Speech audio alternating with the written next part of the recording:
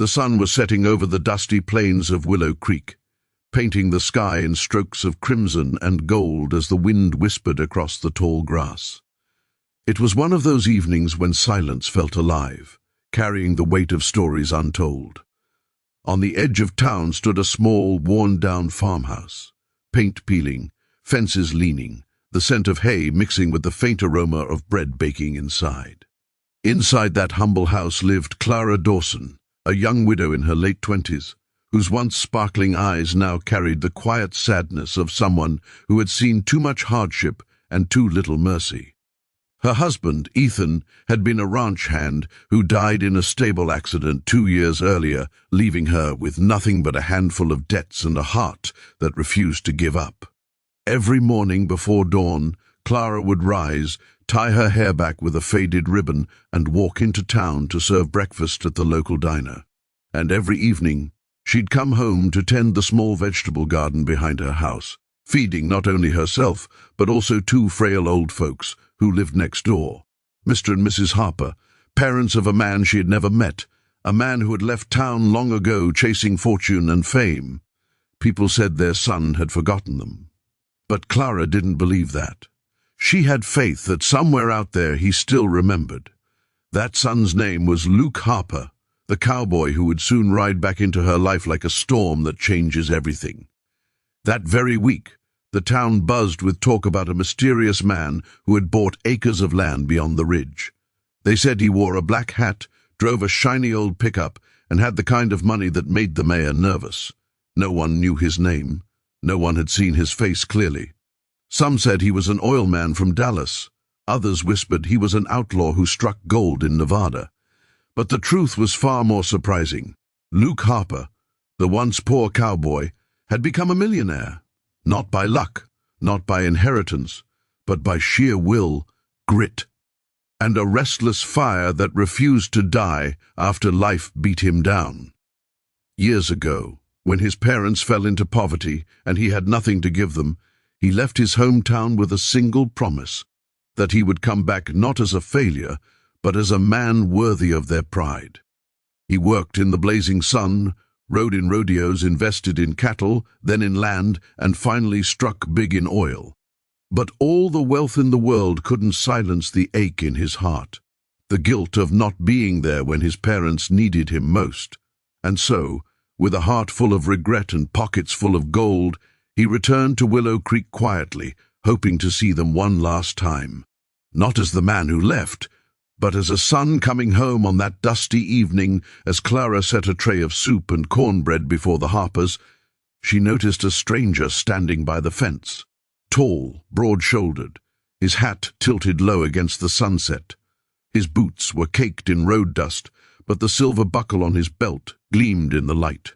She felt a strange pull in her chest, the kind of feeling you get when the past and future collide for a split second. "Evening, ma'am," the man said softly, his voice deep and rugged like gravel warmed by the sun. "Evening," she replied, cautious but kind. "You new around here?" He nodded. "Just riding through. Thought I'd stop by for the night. Town's full, seems like." Clara hesitated. Her house barely had room for herself, but something in his eyes, a loneliness that mirrored her own, made her nod. "You can stay in the barn. Ain't much, but it's dry." The stranger tipped his hat. "Much obliged." And just like that, destiny walked into her life on dusty boots. That night, as the crickets sang and the lantern flickered, Clara couldn't sleep. Something about that man felt familiar, though she couldn't place it. The next morning, she found him already awake, mending her broken fence without being asked. "You didn't have to do that," she said, handing him a cup of coffee. He smiled faintly. "Sometimes a man needs to fix things, even if they're not his." She watched him work in silence, curious yet guarded. Over the next few days, the stranger stayed on, helping her fetch water, repair the roof, and chop wood. He never talked much about himself, but his manners, his strength, and the way he treated her and the old Harpers with quiet respect said more than words ever could. Mr. Harper's eyes would light up whenever the cowboy entered the room, though the old man's memory was fading fast. "You remind me of my boy," he'd say often, tears glimmering in his eyes. Luke would look away, his throat tightening. "I reckon your boy turned out real fine," he'd reply, voice trembling slightly. Clara noticed the emotion in his tone but didn't pry. There was something sacred about the pain he carried, like a wound still bleeding under the armor. Days turned into a week. The town started whispering about Clara again, the widow who had let a strange cowboy stay at her place. But she didn't care. That man's presence made her feel safe for the first time in years. He respected her silence, her scars, her struggle. One evening, as rain poured and thunder rolled across the hills, the power went out. Clara lit candles, and they all gathered near the fire. Luke, Clara, and the two old Harpers. The warmth of the flames made the moment feel like a family gathering. Mrs. Harper smiled weakly and whispered, "If only our Luke were here tonight." Clara's heart ached. "I'm sure he'd come back if he could," she said softly.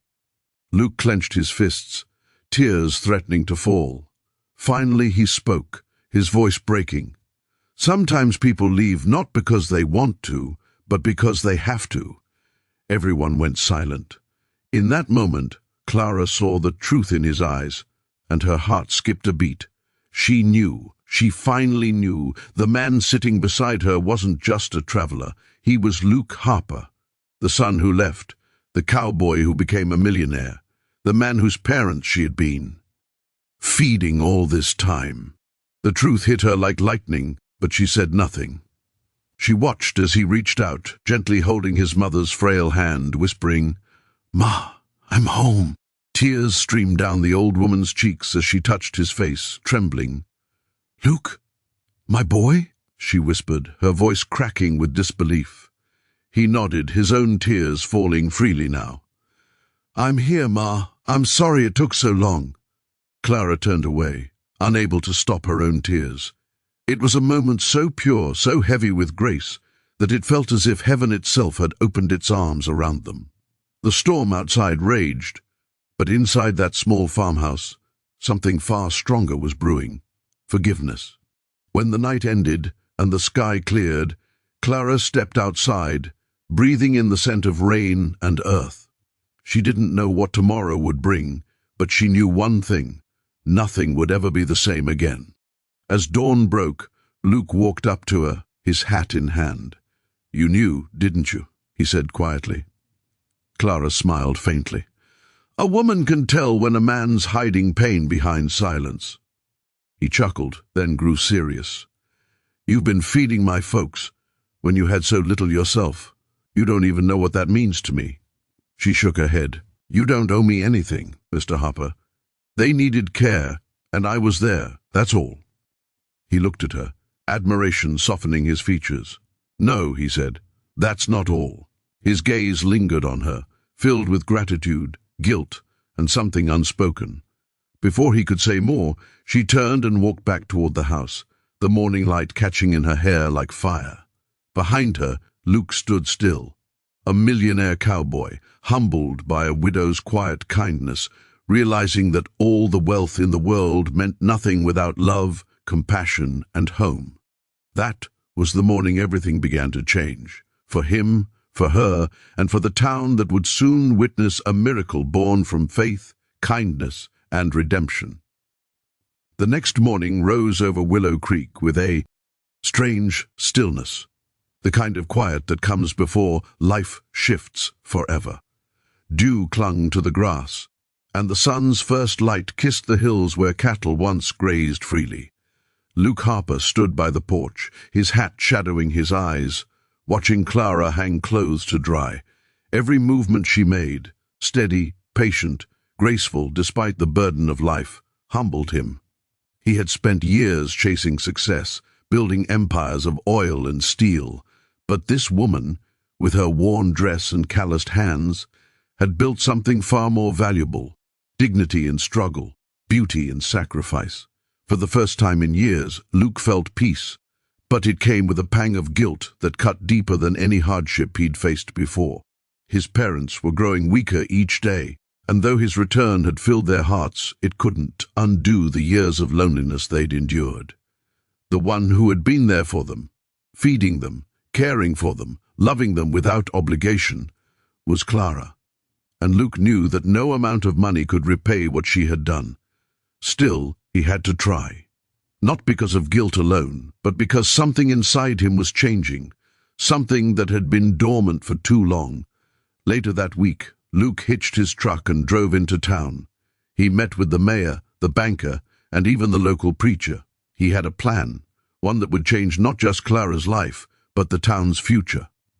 "I'm buying back the Harper Ranch," he announced, "and I'm rebuilding it, but not for me, for them."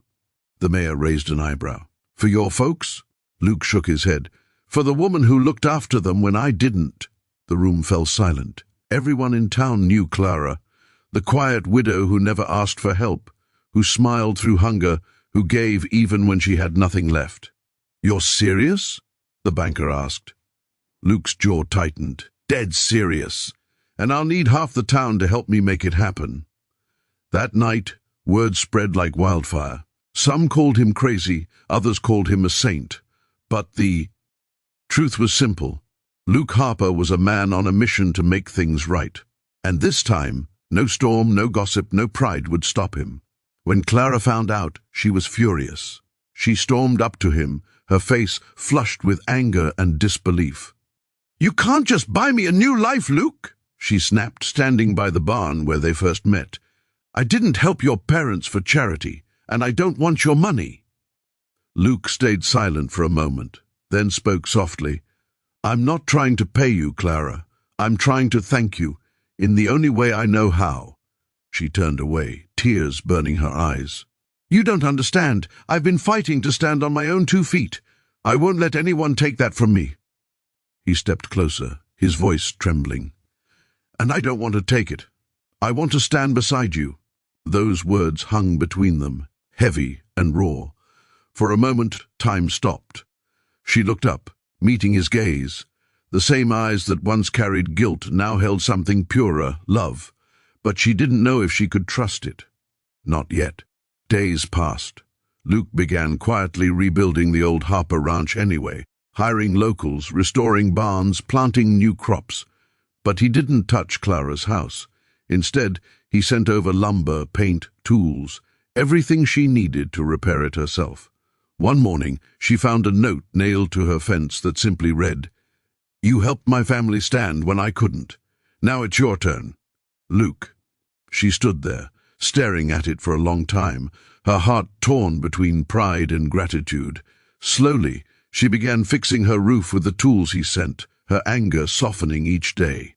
Luke didn't visit often, not because he didn't want to, but because he respected her strength. Instead, he spent most of his time tending to his parents, sitting by their bedside, telling stories of the world he'd seen. Mrs. Harper's smile returned, faint but real, and Mr. Harper, though weaker, started humming old cowboy songs again. Clara visited daily with soup or fresh bread, and every time, Luke would catch her eyes across the table. No words were needed. Their hearts spoke the same language, a mix of pain, healing, and something neither dared name. As the ranch neared completion, Luke hosted a small gathering. The townsfolk came, curious, proud, and a little awed. The new barn shone under strings of lanterns, the smell of roasted corn and wildflowers filling the air. When Clara arrived, dressed in a simple blue dress that fluttered in the evening breeze, conversations hushed. Luke walked over, removing his hat, his heart pounding. "You came," he said softly. "I almost didn't," she replied, smiling faintly. "Didn't want to watch you give away more kindness I couldn't repay." He chuckled. "Then you'd better get used to it, because this isn't charity. It's family." He took her hand gently and led her to the front, where a wooden sign hung above the barn door. As the crowd watched, he pulled the cover down.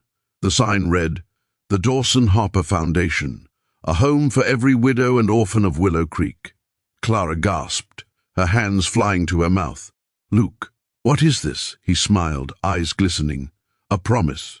This town's been full of pain and pride for too long. You taught me what kindness really means. Now I want to spread it, in your name." The crowd erupted in applause, but Clara couldn't move. Tears streamed down her cheeks as she whispered, "You didn't have to do this." Luke stepped closer. "Maybe not, but I wanted to, because you saved the only people I truly loved, and without you, I'd still be lost." For the first time, she didn't fight her tears. She let them fall, and when Luke reached out to wipe one away, she didn't pull back. The world seemed to fade until it was just them, two broken souls mending each other under the light of 1,000 fireflies. Weeks passed. The foundation opened its doors, offering food, shelter, and jobs to struggling widows and single mothers across the county. The town that once whispered about Clara now praised her name with pride. The Harpers lived their final days in peace, surrounded by laughter, warmth, and love. When Mrs. Harper passed, her last words were a blessing whispered into Clara's ear. "You were the daughter we never had. Take care of him." Luke wept that night, and Clara held him close, whispering that sometimes love finds us only when we stop running from our pain. That night, under the stars, Luke realized something profound, that wealth couldn't heal wounds, but love could. Months later, as autumn rolled over Willow Creek, the fields turned golden again. Clara stood on the porch, watching children from the foundation play by the stream. Behind her, Luke approached quietly, slipping his arm around her shoulders. "They look happy," he said, "because they finally have hope," she replied, leaning into him. He smiled. "You gave them that, Clara." She shook her head. "We did." He looked down at her, his voice soft. "You know, I used to think money could fix everything. Turns out it just gives you the chance to fix yourself." She smiled. "And did you?" He nodded slowly. "Because of you." As the sun dipped behind the hills, Luke reached into his coat pocket and pulled out a small velvet box. "There's one more thing I want to rebuild," he said. She frowned. "What's that?" He opened the box, revealing a simple gold ring that glowed in the fading light. "My life, with you in it." Clara froze, her breath catching. "Luke," he took her hand gently, "I don't want to repay you. I want to live with you, to love you, to build something that even time can't break." Tears filled her eyes, but this time they were tears of joy. She nodded, unable to speak. And there, on the porch of the little farmhouse that had once been filled with silence and sorrow, a cowboy and a widow found home in each other's hearts. That night, the stars over Willow Creek seemed to shine brighter than ever. The wind whispered through the grass, carrying the echoes of laughter, love, and redemption. The millionaire cowboy who had lost everything in pursuit of success had finally found the one treasure money could never buy, a heart that cared when the world turned away. And Clara, who had given so much to others, finally received the love she deserved. Together, they built a legacy, not of wealth, but of kindness. A reminder that sometimes miracles aren't born in mansions or cities, but in small towns, in broken barns, and in the hearts of people who refuse to stop believing.